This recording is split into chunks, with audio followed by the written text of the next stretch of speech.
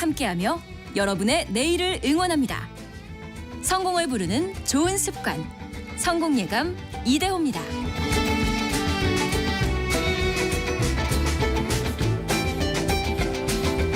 성공예감 이대호입니다. 2부가 열렸습니다. 4월 25일 목요일 오전 10시 5분 지나가고 있습니다. 경제상식 퀴즈 내드리는 게 아니죠. 정답 알려드릴 시간인데요. 정답은 구내식당이었습니다. 구내식당. 특히 요즘에 점심 가격 너무 많이 올라가지고 주변에 값싸고 맛있는 구내식당을 찾아서 가시는 분들이 상당히 많이 늘고 있다고 하죠. 그래서 저희가 구내식당을 준비를 했고요. 구내식당을 준비한 게 아니라 퀴즈로 오해하실까 봐, KBS로 찾아오실까 봐. 강은화 님이 이대호님 KBS 구내식당도 맛있겠죠? 한번 먹어보고 싶네요 라고 보내주셨는데 맛있죠. 맛있습니다. 저렴하고 맛있는데 여기가 그 국가 중요 시설로 지정돼 있지 않습니까?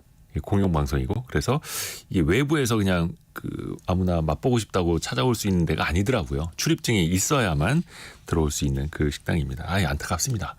안타깝습니다. 진미애 님이 저는 구내식당에서 일을 한 적이 있는데요. 맛있다고 엄지척 해주실 때 진짜 뿌듯했어요 라고. 그죠? 감사합니다. 잘 먹겠습니다. 맛있어요. 그 한마디가 서로를 기분 좋게 만들죠.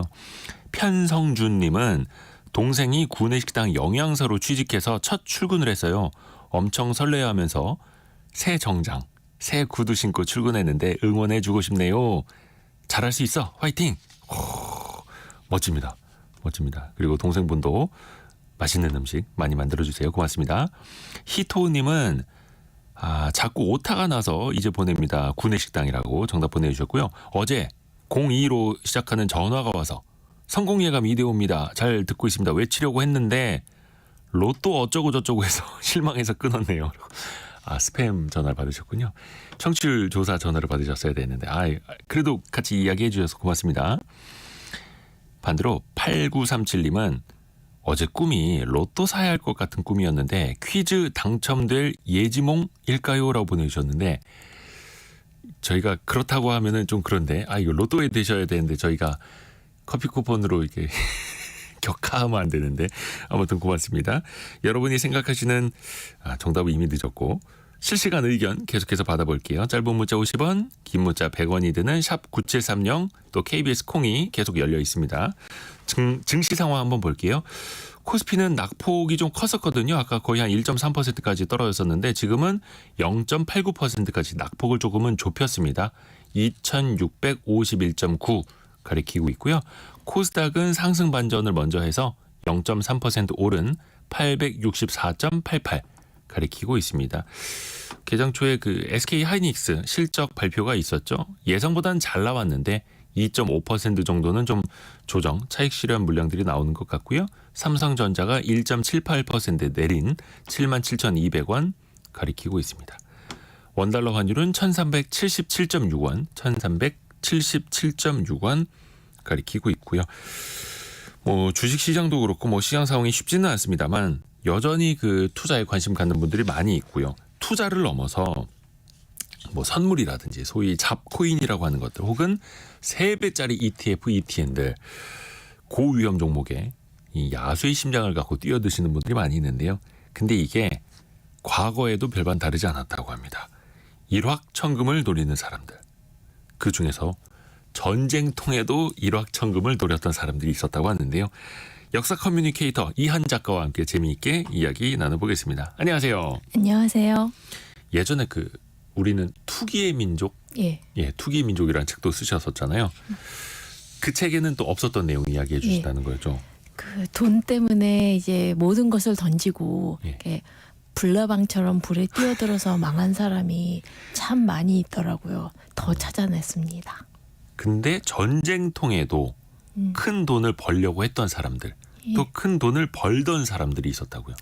그 전쟁이라는 것이 참 역사를 공부하는 사람으로서는 이율배반적으로 느끼는 게 전쟁이 벌어지면 그 세상이 크게 변해요. 그렇죠. 이를테면 이 경제 규모도 갑자기 굉장히 그 확실하게 돌아가고 그 다음에 평소라면은 이 빛을 못 봤을 그런 사람들도 그 시대의 영웅이 되어 나타나기도 하고 그리고 이제 무엇보다도 전쟁이라는 게 한 그 지역에서는 큰 비극인데 그 전쟁이 벌어지지 않는 주변 나라는 커다란 호경기가 됩니다. 막 군수물자 팔아서요. 예, 그렇죠. 그렇게 되기 때문에 굉장히 많은 변화가 나타나지만 사람들이 굉장히 많이 죽거나 다치기 때문에 그렇죠. 굉장히 저로서는 그 복잡한 마음으로 보게 되는 것인데 네. 그런데 이제 우리나라로 본다면 특히 근대 역사에서 본다면 1894년에 청일전쟁 네. 그리고 1904년에 러시아하고 일본이 싸웠던 러일 전쟁이 있었습니다. 이 두 전쟁에는 거의 다 1년을 다 안 거내고 끝났거든요. 근데 이 전쟁을 경기를 노리고 수많은 사람들이 투자를 했다가 그 망한 사람들의 이야기가 조선 사람들도 꽤 많이 있습니다. 어떻게 보면 조선시대 그 강대국들의 그러니까 당시 강대국들의 전쟁이 우리나라에 정말 많은 피해를 줬고 예. 우리가 그 전쟁터가 돼버리기도 해서 슬픈 역사가 있는데 또 그 사이에서 사람들이 뭔가 투자를 통해서 또 큰 돈을 벌려 했었고 예.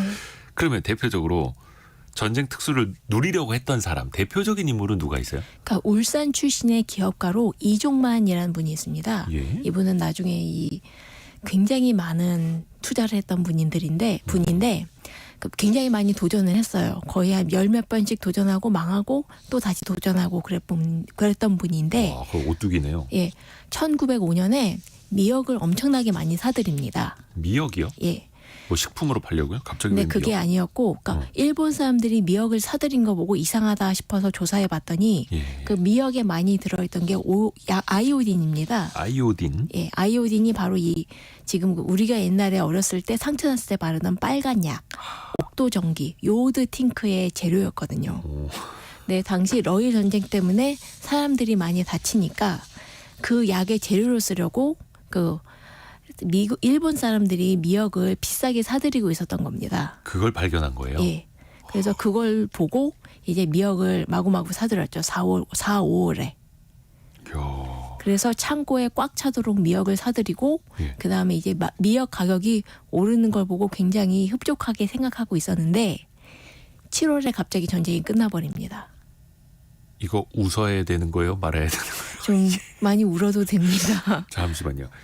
예, 1905년에 예. 미역을 봄부터 엄청나게 사들입니다. 사들였고 예. 러일 전쟁이 1904년에 터졌고 1년 만에 끝났다고 했으니 아니요, 그 전에 좀 작년에 시작해선 전쟁이었고 그게 1905년에 이분이 사들이기 시작했는데 7월에 이제 획기적으로 이제 전쟁을 이겨서 끝나버리게 된 거예요. 일본이 이겨서 전쟁이 끝났는데 그러면 이 기업가 이종만 씨가 사들였던 미역들 거기에 투자했던 돈은 그러면 악성 재고가 돼서 이제 전쟁이 끝나버리니까 아무도 미역을 안 사게 됐습니다. 너무 많았던 거죠. 예. 그걸 그냥 먹는 정도로만 다시. 그렇게 됐죠. 그래서 한 원래 사들인 가격의 30%만 받고 헐값에 팔아넘겨서 굉장히 크게 손해를 봤다. 손해를 봤던 것으로 돼 있습니다. 야, 그 소독약의 주 원료가 미역에 들어 있었다. 예. 오, 이것도 저 처음 알았네. 예, 아이오딘. 그러니까 옛날엔 요오드라고 했는데 네. 요즘은 아이오딘이라고 합니다. 오. 야, 근데 그걸 또 일본 사람들이 그 사들이는 모습을 보고 관찰을 해서 거기에 또 투자할 생각을 했다라는 거고 또 하나가 지사제 있지 않습니까? 예. 설사를 멎게 하는 약. 예. 이것도 전쟁 가운데서 발견이 된 거라고요? 이건 먼저 일본 쪽에서 시작한 겁니다만 예. 일본 사람들이 러시아에 가서 싸우면서 그 물갈이라고 하죠. 물이 다르니까 설사를 하다가 많이 죽게 된 일이 있었습니다. 오. 그래서 일본에서 새로운 약을 개발해낸 게 그게 그 요즘 우리가 아는 정로환인데 이 정자가 지금 한자를 발을 정자로 쓰는데 워낙은 정벌하다 정자를 써서 정벌. 예 로는 러시아 로자입니다. 아, 러시아를 정벌하기 정벌하는 위한 약. 예 그렇게 만들어서 그 백성들 군사들을 먹이니까 이 사람들이 괜찮아져서 그래서 싸워서 이겼거든요. 근데 이 약의 재료가 크레오소트라고 해서 네. 너도밤 나무를 태워서 만든 일종의 소독약입니다. 오. 근데 이것도 전쟁이 끝나고 나니까 크레오소트가 너무 많이 남아버린 거예요. 재고로. 아, 이것도 러일 전쟁 1년 만에 끝나서 예. 거의 미역이랑 똑같은 거네요. 그렇죠. 그래서 이 크레오소트를 정로환이한 약으로 만들어서 이제 민간에 팔기 시작합니다. 그 이후부터는 병사들을 위한 게 아니라 그러니까 이 민간인 예. 들을 위해서 약으로 팔게 됐다. 그럼 네. 어떻게 보면 이제 시장이 생긴 셈이네요, 이거는. 그렇게 그래서 이제 신문 그 당시 신문 광고에 보면은 네. 정로환이 뭐 거의 만병통치약처럼 나와요. 뭐 당시에 이제 뭐 배탈나도 뭐 약이 네. 없었을 텐데. 배탈뿐만이 아니라 거의 모든 약의 병에서 낫는다. 그래서 심지어 일본 장군들 같은 경우에는 예. 이 정로환을 먹으면 그 각기병이 낫는다고 믿어서 병사들을 마구 먹여서 병사들이 병은 안 낫고 죽은 일도 꽤 많이 있었습니다. 잘못된 정보였던 거죠. 예, 그 잘못된 신념이었죠. 신념. 예, 이쪽은 잘못된 신념이죠. 왜냐하면 각기병은 비타민 B를 먹어야 잡곡밥을 먹어야지 낫는 병이었거든요. 아, 그게 뭐 각기병 뭐 하체에 힘이 빠지고 뭐 이렇게 하체 컨트롤이 안 되고 뭐 이런 병이라고 하던데. 그렇죠. 그 미역 이야기 나왔고 그리고 그 아까 크레오소트? 예. 이게 무슨 나무라고 했죠? 그러니까 너도밤나무를 이제 너도밤나무. 태워서 만든 그런 건데 지금도 그걸 써서 약을 만들고 있습니다. 또 다른 아이템도 나옵니까? 그리고 또 이제 먼저 이제 그리고 또 하는 것으로 이 전쟁을 특수를 노린 사람 중에 한 사람이 수룽참봉이라는 별명을 가진 이승일이라는 사람이었습니다. 이승일이라는 상인입니다. 조선 상인인데요. 이 사람은 러일 전쟁이 벌어지고 끝나고 난 다음에 소가죽을 전국에서 2만 장을 사들입니다. 소가죽 2만 장이면 당시 굉장히 많았던 그쵸. 규모 아닙니까? 왜냐하면 러일 전쟁이 굉장히 충격적이었던 게 당시 러시아는 이러니 저러니 해도 유럽의 국가였고 예. 제국 열강이었단 말이죠. 거기에 비해서 일본은 아시아의 되게 찌끄러기 같은 나라로 여겨져서 당시 러시아와 일본이 싸울 때 거의 모든 전 세계의 사람들은 일본이 질 것이다라고 봤습니다. 그런데 아주 크게 이겼죠. 근데 크게 이겼는데 그렇다 하더라도 일본의 입지가 그렇게 강하지 않았기 때문에 네. 전쟁이 끝나면 보통 배상금을 지불하죠. 근데 러시아가 배상금을 제대로 지불하지 않았습니다. 그리고 땅도 좋은 땅이 아니라 바로 지금의 사할린, 네. 그 춥고 별로 농사도 지을 수 없는 그 땅을 선심 베푸듯이 떼어주고 자 이걸로 끝이라고 했기 때문에 일본인 사람들이 굉장히 크게 분개했습니다. 우리가 피 흘려 싸우는데 얻은 게 겨우 이거냐 하고 말이죠. 일본 사람들이? 예. 심지어 폭동까지도 일어났어요. 일본에서요? 폭동을 일으키면서 다시 한번 싸우자라는 여론까지 일어났었습니다. 그러니까 일본에서는 러일 전쟁에서 이겼는데 우리가 전쟁 배상금도 별로 못 받고 예. 땅도 이상한 땅 받고 예. 한 번 더 전쟁 치러야 되는 거 아니냐라고 일본에서 주장 예. 나와서 그렇기 때문에 아까 얘기한 이승일 씨는 다시 전쟁이 벌어지게 되면 소가죽이 많이 필요할 것이다 라고 생각해서 사들인 거죠. 아하. 왜냐하면 옛날에는 합성 피혁이 없었기 때문에 그 병사들의 이 군화 같은 거. 군화나 그다음에 이 배낭 같은 거 그런 것도 전부 가죽으로. 순수한 소가죽으로 만들어야 했기 때문에. 그러니까 이승일이라는 사람은 이게 러일 전쟁이 한 번 더 터질 거다. 예. 그걸 예측을 하고 소가죽에 엄청나게 투자를 한 거예요. 2만 장이나. 예. 그러면은 결과는 우리가 지금 알고 있지 않습니까? 그렇습니다. 그렇게 해서 전쟁이 비등할 것 같았지만 혹시 세계사 보셨으면 아실 포츠머스 조약이 체결이 되면서 네. 완전히 전쟁이 끝나게 됩니다. 그러면 가죽 2만 장은 어떻게 됐어요? 그게 이제 혹시 가죽을 써보시면 아시겠지만 요즘은 그래도 이제 보존 기술이 많이 발달됐지만 네. 소가죽은 결국 단백질이에요. 그냥 내버려 쌓아두면 썩습니다. 곰팡이 생기고. 예. 저도 얼마 전에 그 베란다에 놨던 가죽 가방에 아이고. 예. 여기까지만 말씀드리겠습니다. 그래서 사실 이 이승일도 계속 전쟁을 기다리면서 그 당시 용산이 전부 모래가였거든요. 예. 그 하인들을 시켜서 그 소가죽을 가지고 와서 엎어놨다 덮어놨다 하면서 계속 말리면서 버텼는데 전쟁이 끝나버리니까 완전히 악성 제거돼 버린 거예요.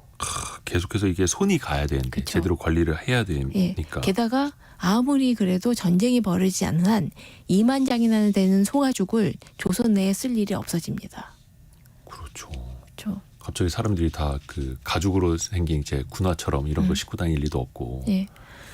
그래서 결국 어쩔 수 없이 그 썩어가는 소가죽을 2만 장을 싣고 중국에 가져가서 예. 엄청나게 헐값에 팔아 넘기게 됩니다. 워낙 5만 원을 주고 샀는데 팔 때는 5천 원도 못 받았다고 해요.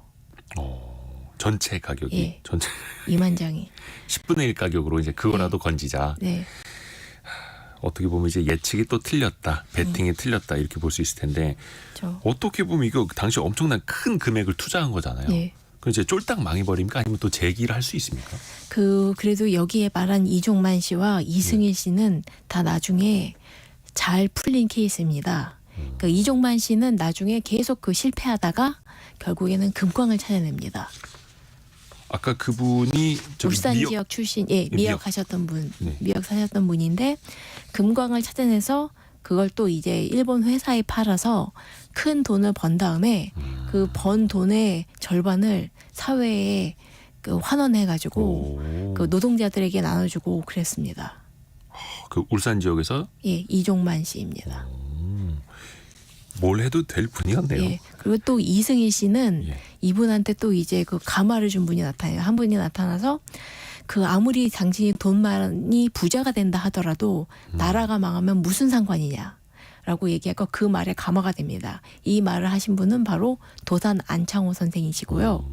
이승일 씨는 이때 이름을 바꾸게 되는데 이승훈으로 바꾸게 됩니다. 그리고 이분이 학교를 세우게 되는 게 예. 이게 바로 오산학교. 그 바로 그 김소월 선생님이나 아니면 백인재 선생님이 배출된 바로 그 유명한 학교입니다. 지금도 오산중학교, 오산고등학교로 남아 있습니다. 그리고 이분이 바로 남강 이승훈 선생이십니다. 나중에 그 33인 민족 대표로까지도 됐어요. 그러니까 처음에는 그냥 가죽에 크게 베팅을 했다가 쫄딱 말아먹은 어떻게 보면 이제 간만 큰 사업가인 줄 알았는데 결국은 사업으로도 성공을 했고. 그 워낙 부자였어요. 이분이 정말 그 맨 처음엔 유기상으로 시작해서 그다음에 곡물 팔려서 손해도 봤다가 돈도 벌었다가 했다가 소가족이 크게 손해를 봤지만 남은 재산으로 이제 학교를 세운 거죠. 그리고 민족 대표 33인 예. 중에 한 분으로 이름을 올리셨고 멋있네요. 뭐 예. 이제 사업에 굴곡은 있었습니다만 그렇습니다. 또 이제 전쟁이라고 하면 지금 이제 중동 지역 정세가 좀 어지러운 그런 걸 봐도 환율이며 뭐 국제 유가며 또 그것 때문에 국내 물가 엄청나게 이제 널뛰기를 하지 않습니까? 옛날에도 비슷했을까요? 그 여기에서는 이제 봉천표라는 걸 소개할 수가 있습니다. 봉천표? 예, 봉천표라는 것을 이제 사실 이제 거의 사람들이 잊고 있는 건데요. 네. 그 청나라가 망한 뒤에 그 동북 지역에서 여러 전 중국 지역에서 군벌들이라고 해서 일어나는데 예. 동북 지역에 있는 특별한 군벌이 있습니다. 이제 아버지가 이제 그 장잡님, 그 여기는 장쩌린이라고 하고 아들은 장최량, 장학량이라고 하는 그 동북 봉천 군벌이라고 있거든요. 네. 이 사람들은 굉장히 유명한 사람들인데 어쨌든 이 거의 지방의 군벌로 있으면서 거의 지방 전부를 세웠습니다. 그러니까 이 사람들이 화폐를 만들어요. 지방 정부를 세워서 예. 화폐까지 만들어요. 예, 이걸 봉천표라고 하는데 네. 생긴 거 보면 우리가 쓰는 보통 지폐랑 거의 똑같이 생겼습니다. 근데 이 봉천 군벌이 만들었고 여기 지역에서 쓰이는 통용되는 화폐였죠.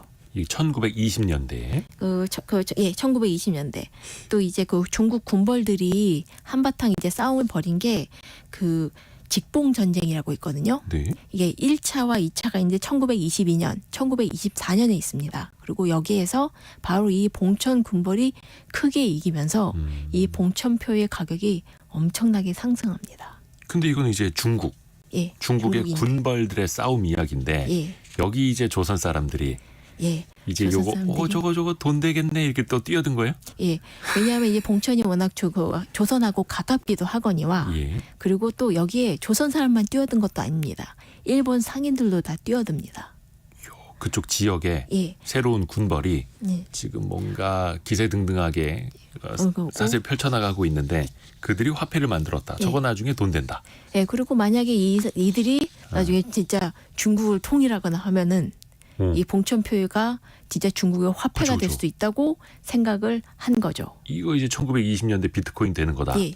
그래서 그 당시 우리나라 평안북도, 예. 그 신의주, 지금 안동까지 해가지고 거기 당시에 있던 미두꾼들, 좀 약간 좀 그 코인, 주식 그런 투자하는 네네네. 투자꾼들이 그걸 많이 봉천표를 많이 사들였던 것으로 돼 있습니다. 그러면 실제로 가격도 많이 뛰었어요. 그 봉천표라고 하는 군벌이 네. 만든 화폐가. 1924년에 그 2차 직봉 전쟁에서 예. 이제 그 장장님을 이끄는 이 군벌이 크게 이기게 되자 오. 결과적으로 이게 굉장히 뛰어서 워낙은 한 160원 하는 게 막 200, 맨 처음엔 130원 정도였는데 네네네. 이게 260원까지 치솟습니다. 대박 났네. 예, 거의 2배 가까이. 한 달 만에 2배요? 예, 뭐 거의 몇 달 만에. 근데 제가 이거 결과적으로 전쟁이 이겨서 그런 것이지 제가 이 당시에 신문 보면은 전쟁이 이겼을 때 한번 싸워서 이기면은 올라가고 뛰고.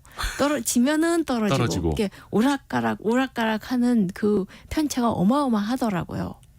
그러니까 이제 1924년 딱 100년 전 얘기네요. 예. 혹시 100년 전으로 타임머신 타고 가실 분들은 봉천표 기억해 두시기 바라겠습니다.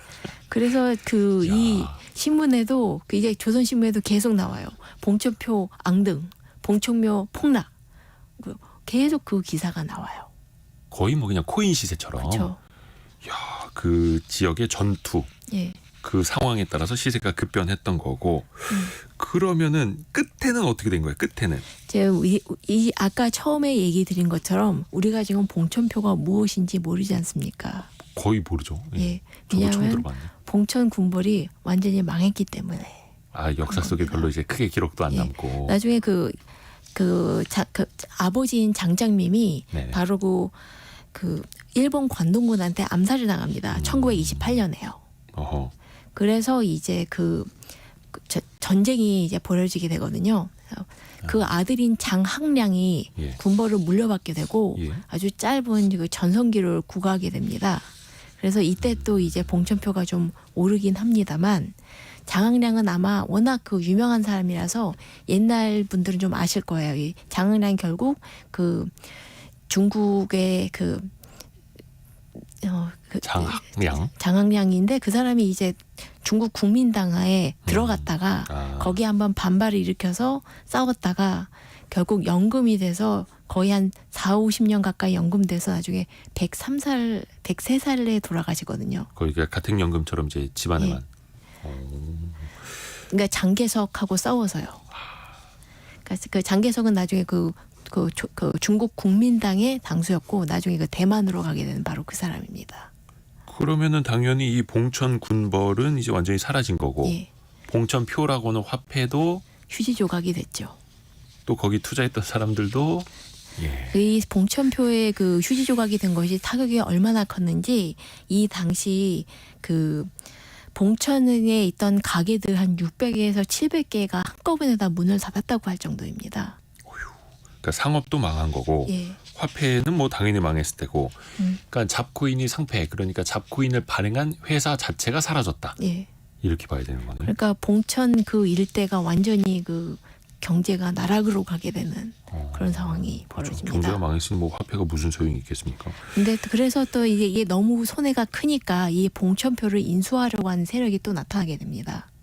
아 다시 그 세력이 좀 살아날 것 같으면 예, 내가 남아있는 그 봉천표랑 화폐를 또 인수하겠소 예, 이렇게요? 예, 그렇게 나오는데 이게 바로 1932년에 건국한 만주국입니다. 아 이거 뭔가 그러니까 정리매매할 때 상장 폐지돼서 정리매매할 때 내가 싼 값에 저거 사드리겠다 예, 이런 비슷한 건데 그게 만주국이라고요? 예, 이게 만주국은 바로 잘 아시겠지만 이제 일본이 그 청나라의 황제였던 부위를 그 괴뢰로 세워서 만들었던 괴뢰 국가였습니다만 이것도 처음에 만들어질 때는 아 이렇게 해서 그 모두가 사이좋게 만든 멋진 나라를 만들겠어라고 했었고 그래서 만주국에 투자를 많이 권하는 보도도 나오고 만주국 국채도 발행하고 그랬습니다. 그죠 뭔가 청사진을 보여줘야 네. 사람들이 투자도 해주고 그 네. 돈으로 나라 살림도 운영을 할 테니 네. 근데 잘 알다시피 만주국은 망했습니다. 그러면 뭐 역시나 그 화폐 예. 그 국채를 예. 가졌던 사람들도 이제 다 휴지 조각이 된 거죠.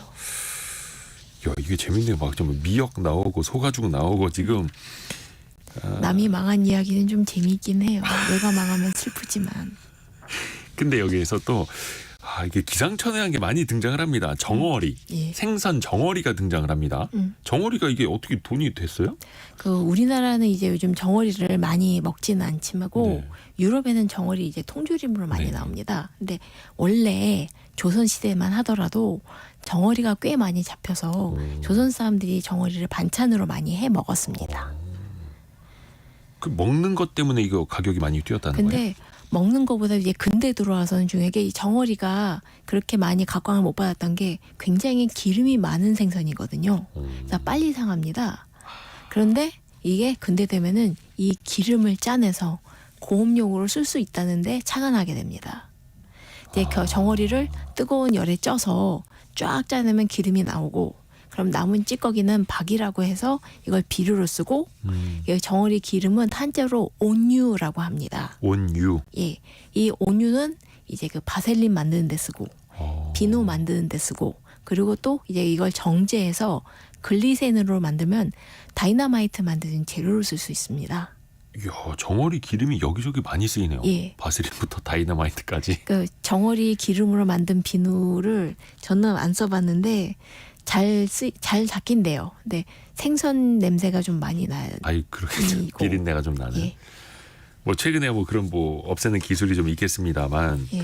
그러면 정어리가 단순히 이제 뭐 먹는 거 통조림뿐만 아니라 어떤 기름 용도로도 쓰인다. 역시나 또 여기 사람들이 이제 막 투자하려고 했겠네요. 예. 그러니까 정어리를 먹는 것보다도 기름이 훨씬 더 돈이 된다는 걸 알자 정말 사람들이 무시무시하게 몰렸는데 또 그 당시가 참 이상할 정도로 정어리가 굉장히 풍년이 듭니다. 그게 1930년대. 예. 갑자기 정어리들이 20년대서부터 시작해서 정어리들이 마구 동해에 몰려와서 막 그 사람들이 막 비행기가 날아가다가 새로운 섬이 생겨서 뭔가 하고 내려가 봤더니 정어리 떼였던 적도 있고 정어리들이 그냥 고기로 안 잡는데 모래톱으로 그냥 떼가 밀려와서 아낙네들이 삼태기로 정어리를 쓸어 담았다 할 정도로 그 정도로. 예, 어마어마하게 풍화가 됩니다. 그냥 완전히 그냥 주워 담았다 이런 뜻이네요. 예, 그래서 당시 그 정어리를 잡았던 원산 그리고 청진이 그 정어리 판이 되었고 여기에서 정어리 기름을 짜내는 공장들이 엄청나게 들어서게 됩니다. 공장까지. 예. 근데 여기에 지식인들도 많이 뛰어들었다고요. 예, 이제 그 유명한 그 소설가주인 김기진이라고 있습니다. 네. 이분은 그 화가 김복진 씨의 동생인데 일본 유학까지도 했었는데 이분은 계속 글을 쓰면서 신문사도 운영하고 하다가도 이제 그 일확천금에 대한 꿈을 놓지 못했던 거예요.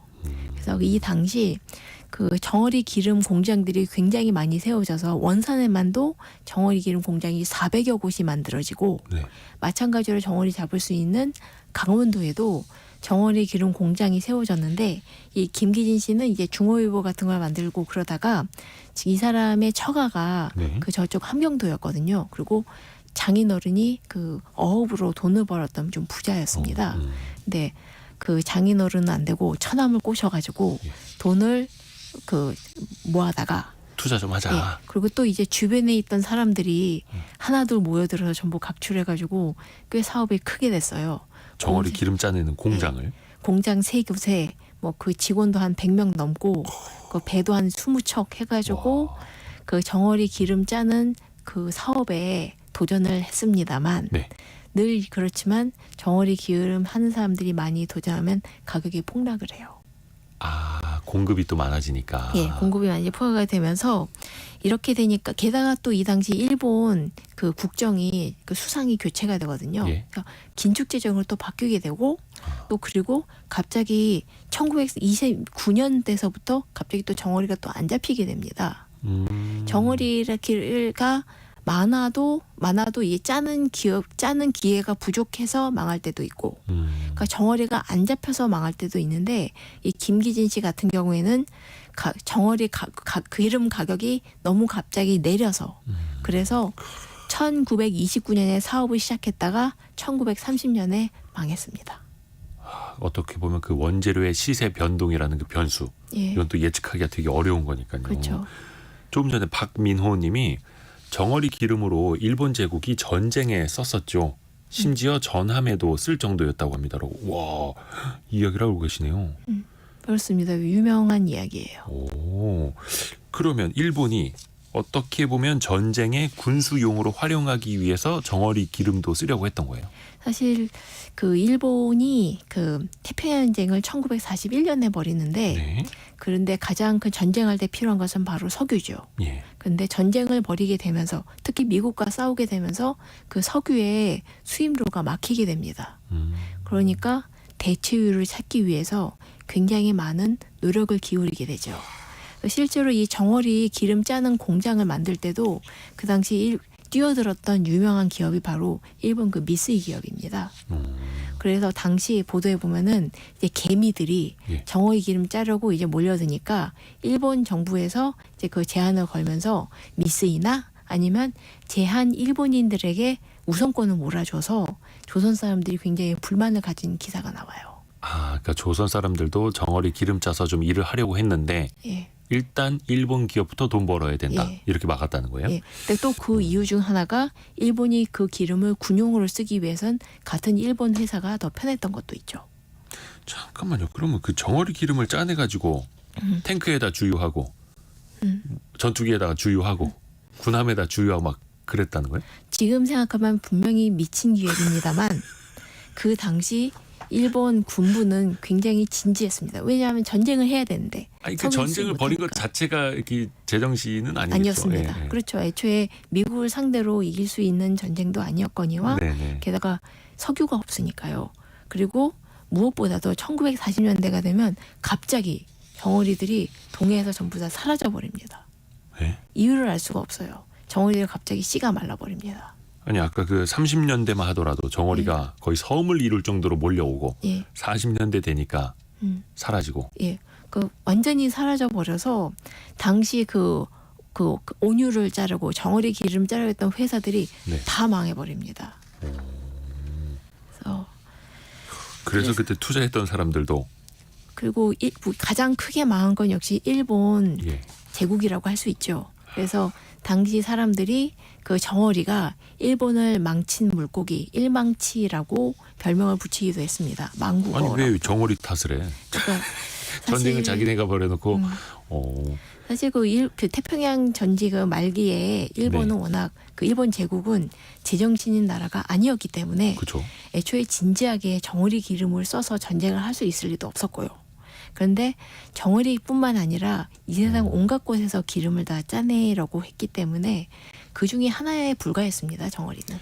일단 전쟁은 벌여놨고 물자는 필요하고 그 원유 기름은 수입은 내야 또 되고. 막혀 있고 예. 어디선가 이제 기름을 짜내자. 근데 정어리를 발견을 했는데 정어리가 뭐 일본을 도와줄 일 없고 예. 그래서 정어리들이 사라졌고 예. 또 어디서 짜내려고 한 거예요 기름을? 또 이게 유명한 게 그 혹시 그림 그릴 때 쓰는 테레빈주라고 들어보실지 모르겠는데요. 예. 유화 쓸 때 하는 건데 이게 한자로 쓰면 송근유, 소나무의 뿌리에서 짜낸 기름입니다. 아, 소나무 뿌리에서도 기름이 나와요? 예. 이게 그 소나무 이게 제조 공정이 좀 특이한데 소나무 뿌리를 네. 그 캔에서 예. 그걸 잘라서 이렇게 뜨거운 열기에다가 그 쪄낸 다음에 네. 그걸 짜내면 여기서 또 기름이 나와요. 이게 테레빈유 그리고 당연히 송근유. 그게 유화 그림을 쓸 때. 그릴 때 쓰이는 워낙은 그렇지만 예, 예. 그 역시 전쟁에 미친 일본 제국주의는 예. 이걸 써서 비행기를 날리자라는 생각까지 했습니다. 소나무 뿌리 저거 짜내면은 기름 좀 나온다. 예, 저걸로 탱크 굴리고 예. 자동차 굴리자. 그게 가능했을까요? 아유 당연히 될 리가 없죠. 네. 실제로 이제 그 오키나와 쪽엔 이 송근유가 있었는데 나중에 오키나와 쪽을 이제 일본 미국이 점령하게 되지 않습니까? 그래서 오토바이에 있었는데 이 송근유를 한번 넣어보고 오토바이를 굴려봤답니다. 하루 만에 고장 났다고 그런 얘기를 전합니다. 그러니까 사실 기름이라도 다 기름이 똑같은 기름이 아니지 않습니까? 네. 야, 박민호님이 정로환 일망치는 역사책에도 안 나온다고. 예. 암만 태평양 전쟁에 대해서 읽어봐도 이 코너 아니면 절대 몰랐을 거예요라고 보내주셨네요. 야, 이런 건 어디서 찾으시는 거예요? 아니, 그 당시 사람들이 그 예. 신문에 열심히 이제 나와 있어요. 그러니까 심지어 포스터도 나와 있습니다. 그 전투기 그려져 있고 예. 그 송군유를 짜내서 비행기를 날리자 뭐 거의 그런 문구가 쓰여져 있어요. 그러니까 선전 포스터. 그런 게 있고. 아니 그러면 소나무 뿌리에서 예. 어찌됐든 기름이 나온다. 물론 이제 해보니까 안 되긴 했습니다만 예. 거기에 조선 사람들이 또 많이 동원됐을 거 아니에요. 그 이제 돌아가신 옛날 그 문화부 장관이신 이어령 이어령 장관님께서 선생님. 예. 그분이 어렸을 때 학교에 가면은 공부는 안 시키고 낫을 들려줬답니다. 네네. 그럼 낫을 들고 숲에 가서 나무에 가서 그 숲에 가서 소나무를 캐는 거예요. 소나무 뿌리를. 소나무 뿌리를 캐와라. 예. 이야, 그건 엄청 땅속 깊이 박혀 있을 텐데 그거를 학생들이 낯들고 가서 그 아동 학대이고 공부시켜야 할 애들한테 공부는 안 시키고 그런 일로 공출을 시킨 거죠. 일제 시대 때. 예. 그래서 지금도 좀 오래된 소나무들 여행하다 보면은요, 소나무 뿌리 근처에 이렇게 막 파인 자국, 이게 이렇게 파인 자국이 있고 시멘트로 땜질한 흔적을 보실 수 있을 때가 있거든요. 이게 바로 다 송근류를 채취한 흔적들입니다. 일제 시대에 예. 그러니까 조선 사람들 시켜서 소나무 뿌리를 캐와라. 예. 그래서 야. 그렇게 해서 소나무 뿌리를 많이 캐게 해서 했는데 문제는 이 소나무 뿌리를 캤다 뿐이지 소나무 뿌리 이 송근류를 이 차려면 정제를 해야 되잖아요. 그렇죠. 정제를 해야 될 장비가 제대로 마련돼 있지 않았습니다. 그렇기 때문에 소나무 뿌리 캔 거에 비해서 테레빈유 정제하는 양은 그리 많지도 않았고 미미했고. 그리고 아까 얘기했도 기껏 테레빈유 짜봤자 오토바이 돌려봤자 하루 만에 망가질 정도로 그 순도가 좋지 않았기 때문에 결국 그 헛고생했다고 하는 것이 맞겠고요. 아하. 헛고생했지만 또 그 가운데서 조선사가 제대로 작동을 했다. 그러니까 소나무 뿌리에서 캐낸 오일 가지고 기름 가지고 탱크를 제대로 돌릴 수 있었다라고 하면 조선 땅에 남아나는 소나무가 없었을 것 같은데요. 그렇겠죠. 그렇기 때문에 소나무들이 많이 죽어서 그래서 식생을 많이 하게 된 겁니다. 나중에 그 독립하고 난 다음에. 그래서 소나무가 우리나라에서 한동안 씨가 말랐었어요. 그 뿌리부터 많이 훼손이 돼가지고 야, 그 역사가 그렇게 이어지는지 또 몰랐네요. 또 하나 뭐 아까 가죽도 나왔고 미역도 나왔고 정어리에 뭐 소나무 뿌리에 여러 가지가 나오는데 이게 1900년대 초반에도 그 주식 열풍이 있었다고요. 사실 그 주식 투자는 예. 이제 굉장히 장대하고 아주 박진감 넘치는 이야기라서 예. 나중에 한번 특집으로. 제대로 특집으로 한번 얘기하고 싶습니다만 워낙 주식 투자 자체가 16세기 네덜란드서부터 시작했거든요. 그렇죠. 그리고 한국도 한국은행에서부터 시작했습니다. 조선이죠. 그 당시엔 조선. 그러니까 조선은행을 만들어서 당시 그 주식의 한 절반 가까이는 이 왕가, 그러니까 조선 왕가가 가져가고 또 한 절반쯤은 조선 총독부가 가져가고 남은 주식들을 이제 사람들한테 팔아넘기는데 여기에도 차별이 있어요. 일본 그 조선 땅에 살고 있던 일본인들이 주로 가져가고 조선 사람들 한 8명인가한테 한 주씩만 나눠줄 정도로 네. 굉장히 많은 차별이 있었습니다. 그게 어떤 회사 주식이라고? 그 조선은행, 그러니까 지금의 한국은행이죠. 중앙은행의 주식을. 예. 오, 그래요? 예. 그 다음에 여러 이제 주식 회사가 하나 둘 등장해요. 우리가 보통 잘 알고 있는 아마 교과서에는 동양척식 주식 회사 같은 그런 것도 결국 주식 회사이기 때문에 주식을 판매하거든요. 그러면은 일본 사람들이 물론 많이 사지만 조선 사람들도 삽니다. 요거는 이제 해방 전에. 예, 일제 시대 때. 그래서 일제 시대 때 사람들이 이제 주식을 사니까 이 당시 신문을 보면은 지금이랑 똑같아요. 상승장이 어떻고 하락장이 어떻고 보합이 어떻고 다 나와요. 그래서 제가 당시에는 주식 회사도 몇 개 없었을 예. 텐데. 그 당시 신문에 보면 옛날에 지금 주식 회사 이렇게 굉장히 큰 한 면에 나오죠. 예. 그 당시엔 주식 회사가 한 신문 한 요 정도 칸으로 몇 개 아주 없었으니. 작게 나와요. 예. 그럼에도 불구하고 사람들은 주식에 투자를 하면서 돈을 불리기 원했기 때문에 당시 신문에 이제 그 상담한 거 보면은 이렇게 나와요. 지금 요즘 경기가 불안한데 토지에 투자할까요? 주식에 투자할까요? 그걸 한 1930년대 신문에 나와 있습니다. 그런 걸 또 이제 막 상담하기도 하고 그게 신문 콘텐츠가 되기도 하고. 예, 그렇습니다. 제가 알기로는 우리나라 대한증권거래소 세워진 게 1956년으로 예. 알고 있는데 이승만 대통령 당시에. 근데 그 이전에 해방 주식 전에도 취인소라고 있었습니다. 주식 취인소라고 해서 취인소. 예. 이거는 어떻게 보면 이제 일제 시대에 있었으면서도 조선인들 사이에서 또 주식이 거래가 됐다라는 거네요. 예. 그 당시 큰 손이었던 사람도 있습니다. 우리 조선인이었습니다. 근데 역시나 여기에 또 막 크게 또 베팅을 하기도 하고. 어마어마하게 베팅해서 버는 사람도 있고 예. 어마어마하게 날리는 사람도 있고. 그래서 이 당시 그 1940년대 신문 논설에 보면은 예. 이제 그 보통 주식이 오르는 데가 또 이제 전쟁 때거든요. 그러니까 사람들이 전쟁이 올 때면 주식이 확 오르니까 이 그 사람들이 흥분을 하는 거예요. 그 당시 1940년대 그 신문 기사에 보면 누르웨라는 나라가 이제 독일에 선전포고를 했단다. 누르웨? 예, 누르웨라고 했지만 이게 보면 노르웨이죠. 아, 당시에는 노르웨이를 누르웨. 예. 그리고 이 당시 나온 게 이게 무슨 전쟁이면 구라파 전쟁이라고 적혀 있거든요. 뭐 유럽 전쟁이라고요? 예. 근데 이게 보면 이게 세계 2차 대전이요. 아, 세계 2차 대전을 예. 구라파 전쟁이라고 했던 예. 거예요? 근데 이렇게 되니까 주식이 크게 뛰어서 이 당시 신문 사설의 이제 그 부제가 천냥만냥꾼들에게는 갈망의 기쁜 비라고 나와 있어요. 아니, 세계 2차 대전이 터졌는데 예, 조선에서의 주식 가격이 급등했다고요? 그렇죠. 그래요? 그래서 사람들이 이제 돈 벌려고 주식에 마구마구 돈을 던져 넣었다는 얘기죠.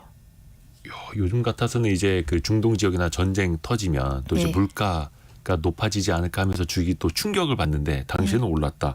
이거는 저희가 따로 특집을 마련해야겠네요. 예, 해방 전후의 조선 예. 내에서의 그리고 어떤 주식 투자. 주식 열풍에 대해서 네. 이것도 재밌을 것 같습니다. 다음 시간에 또 한번 기대를 해보겠습니다. 3253님이 들을수록 신기할 정도입니다. 스토리 흥미롭습니다라고 보내주셨고요. 다음 시간 또 한번 기대해 보겠습니다. 이한 작가 함께했습니다. 고맙습니다. 감사합니다. 라디오 정보센터 다녀옵니다. 최근 물가 상승 우려에 따라 정부가 유통업계에 상품 가격 인상 시기를 늦추고 인상폭도 최소화해달라고 밝혔습니다. SK하이닉스는 올해 1분기 매출이 12조 4,296억 원으로 지난해 동기 대비 144.3% 증가해 역대 1분기 최대를 기록했다고 밝혔습니다. 1분기 영업이익은 2조 8,860억 원으로 2018년 이후 두 번째로 많았습니다. 금융감독당국이 모든 기관 투자자의 공매도 주문과 매도 가능 잔고를 파악하는 전산 시스템을 만들어 불법 무차입 공매도를 차단하겠다고 예고했습니다. 전산 시스템은 공매도 잔고가 발행량의 0.01% 또는 10억 원 이상인 모든 기관 투자자를 대상으로 운용됩니다. 하이브가 경영권 탈취 계획의 물증을 확보했다며 그룹 뉴진스가 소속된 자회사 어도어의 민희진 대표 등을 업무상 배임 등 혐의로 오늘 고발할 예정이라고 밝혔습니다. 어도어 측은 아직 공식 입장을 내놓지 않고 있습니다. 지금까지 라디오 정보센터 뉴스 정한나였습니다.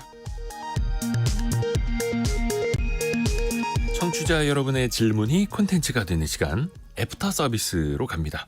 곽지연 리포터와 함께하죠. 안녕하세요. 네, 안녕하세요. 네, 질문 들어볼까요? 네, 6865번님이 보내셨습니다. 법인세는 이익으로 인한 세금인가요? 라고 보내셨는데요. 맞습니다. 그러니까 우리 개인에게 소득이 발생하면은 개인 소득세 내는 것처럼 법인은 이 벌어들인 이익에 대한 소득세를 냅니다. 그게 바로 법인소득세, 즉 법인세고요. 이 국내에 있는 법인은 국내건 국외에서 발생하는 모든 소득에 대해서 법인세 납부 의무가 있죠. 네. 이 법인세는 벌어들인 금액에 대해서 과세 표준에 세율을 곱해서 계산하고요. 이 과세 표준의 범위에 따라서 세율이 다른데 이때 과세 표준이 클수록 세율이 커지게 됩니다. 네. 참고로 이게 재밌는 게 네. 법인이지 않습니까? 개인처럼 사람으로 취급을 한다라는 건데 네. 법으로서 인격을 부여했다라고 해서 법인이라고 생각하시면 되겠습니다. 다음 질문은요. 네, 청취자 신재숙님. 외국 기업은 아니 왜 그렇게 세금을 조금 내나요? 이거 역차별 아닌가요? 라고 보내셨네요. 그 외국 기업들이 세금을 좀 줄이는 기술이 있는데요. 네. 가장 대표적인 게 해외에 있는 본사에 돈을 많이 보내는 겁니다. 근데 그냥 보내면 탈세가 되니까 네. 원재료를 본사에서 사온다라든지 아니면 본사에서 어떤 용역 서비스를 받는다라든지 컨설팅을 받는다라든지 해서 돈을 많이 보내는 거죠. 그래서 매출을 한국에서 많이 거두더라도 원가가 많이 나가니까 이익이 얼마 안 남는 겁니다. 네. 그러니까 한국당에서 남기는 이익이 우린 별로 없어요. 없다. 네. 그래서 낼 세금도 별로 없어요. 이런 식으로 하는 거죠. 그래서 또 해외 본사 같은 경우에는 그 법인세가 매우 낮거나 아예 없는 조세 회피처에다가 본사를 만들어 놓고 그런 식으로 또 세금을 줄이기도 하고요. 네. 자, 이어서 청취자 강지영님, 우리나라는 법인세를 많이 걷어서 기업들이 외국으로 나가는 건가요? 라고 보내셨네요. 글쎄요, 뭐 비단 법인세 때문에 기업이 많이 안 들어온다 혹은 나간다라고 볼 수는 없을 겁니다. 왜냐하면 종합적으로 봐야죠. 네. 법인세, 또 규제, 어떤 정책의 예측 가능성, 인건비, 뭐 수출입 환경, 그 시장의 내수 시장, 뭐 여러 가지를 다 종합적으로 봐야 하는 거고요. 네. 법인세 같은 경우에는 우리나라는 최저 9%에서 최고 24%인데요. 이게 23년도에 1%포인트씩 또 낮아졌습니다. 그래서 우리나라가 뭐 법인세를 올리고 있는 그런 국가도 아니고요. G20으로 이제 법인세율이 얼마나 높고 낮은가를 줄을 쭉 세워보면 우리나라가 높은 축은 아니고 네. 중하위에 있습니다. 그래서 우리나라가 뭐 상대적으로 법인세율이 높다라고 보기는 좀 어렵습니다. 네. 자, 이어서 5819번님, 법안은 본회의 이후에 어떤 과정을 거치게 되나요? 이때 이 국회 본회의를 통과한 법률안은요, 공포를 위해서 정부에 이송이 됩니다. 그럼 이 법률안이 정부에 이송이 되면 이때 법제처는 이 국무회의 상정 안건 그 작성 요령에 따라서 법률 공포안을 작성을 해서 국무회의에 상정을 하게 됩니다. 이렇게 국무회의에 심의를 마치게 되면 국무총리이 관계 국무위원이 서명을 하고요. 이 마지막으로 대통령이 결재해서 허가, 즉 제가하게 됩니다. 네. 그리고 이어지는 질문은요. 네, 9731번님은 달러로 환전을 해서 예금을 드는 게 좋을까요? 아니면 이 증권사 계좌 CMA에 넣는 게 유리할까요? 어떤 게 좀 좋을까요? 뭐 저희가 재테크 상담해 드리려고 하는 건 아닙니다만 9731님이 어떤 목적을 분명히 하시는 게 좋을 것 같아요. 그러니까 네. 외화 예금 같은 경우에는 다른 통화로 자산을 배분해 놓는 거고요. 우리가 원화 자산 위주로 갖고 있잖아요. 한국 땅에 살고 있다 보니까. 그래서 달러 자산을 좀 가져서 달러가 강세일 때 그걸 같이 누려야겠다라고 할 때 외화 예금을 선택하시는 거고요. CMA는 주로 단기 투자 상품이고 이걸 주식 투자나 다른 투자에도 이용할 수 있는 하나의 저수지 같은 역할 이렇게 생각을 하시면 될 것 같습니다. 네, 곽지연 리포터였습니다. 고맙습니다. 고맙습니다. 내일 다시 또 뵙겠습니다. 내일 아침 9시 5분에 돌아옵니다. 성공 예감은 오늘도 여러분을 응원합니다.